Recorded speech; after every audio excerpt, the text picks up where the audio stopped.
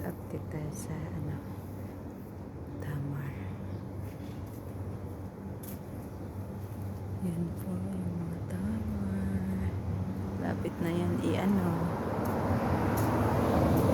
lapit na yan i-harvest. Every Sunday po pinupuno yung tubig dito. Every Sunday. Kasi free yung tubig dito pag Sunday. Dalawang puno ditong banda sa may tent.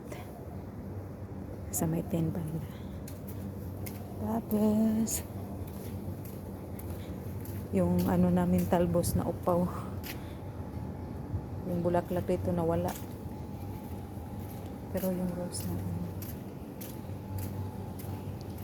tapos dito yung maliit na puno.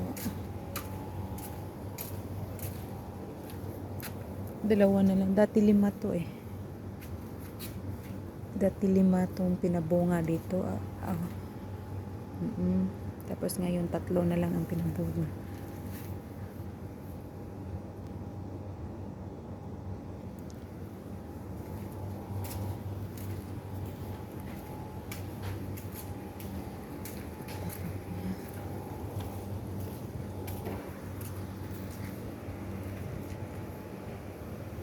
Tapos yan yung Tamar.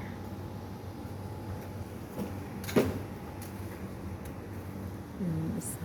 Ano po? Bali, sila? 3 pala dito. Sa may tent. Yan.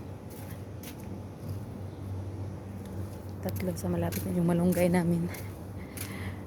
Mataba. Yun lang po. Thank you for watching.